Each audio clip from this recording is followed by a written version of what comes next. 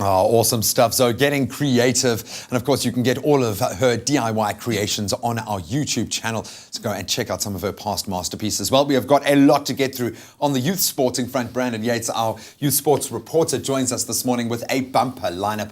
Let's do a bit of a recap first. Take us through some of the results that have been happening over the weekend. The first result we're going to touch on is one of the reasons why I'm not the biggest fan of Test cricket, because the third and final Test between South Africa and Sri Lanka ended in a draw, and this was the third Test in a row that was drawn between these sides. So basically, fans went out for 9 days to watch a draw happen. So they got a lot of cricket. They got a lot of cricket. The flip side of that coin, I think.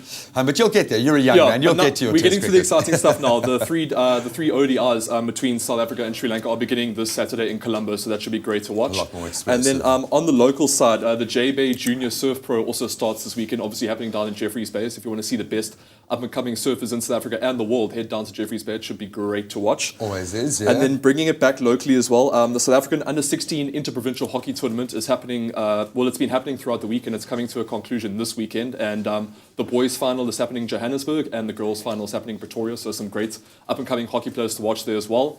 And then finally, the Under-13 and Under-16 Craven Weeks have been happening throughout the entire week. Waiting for those two words, yeah, exactly, Craven Week. Exactly. Yeah. We're getting there. We're getting close to the Under-18, but the Under-16 has been happening at Paul Gym over the past week, going into the weekend as well. And then the Under-18 Girls Craven Week Rugby has been happening at Northern Cape High School down in Kimberley, and that's going into the weekend as well. So plenty of youth sports action all across the country. Yeah, and of course we had our Independent Rugby Festival taking place.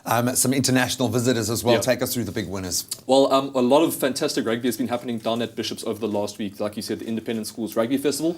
And that came to a conclusion yesterday with some fantastic results happening there as well. Not so much for Bishops, though. They went down 34-24 to Kingswood on the last day. So that's quite a big result for Kingswood as well. I don't think they've ever pulled off a win against Bishops. Some of the top-performing schools, Michael House pulled off a 78-7 win over Penryn. Kersney, 51-7 against St. David's. And then Hilton also pulled off a win against St. Andrews College. So all of the teams from Natal performing really well. Oh, but a lot of history at all of those schools. You know the bragging rights are going to be enjoyed over this year. Then any top performers, someone that stood out for you? Someone that stood out for me throughout the entire week is a Blue Bulls Under-16 centre who goes by the name of Julian Bogner. And just yesterday he scored 2 tries against the Golden Lions. So he's definitely someone to look out for in the future. I will be watching out for that name in the future too. Thank you so much for joining us this morning. And of course we'll bring you a recap of all of the sporting results as they come in. But great to see our young stars shining on their platform.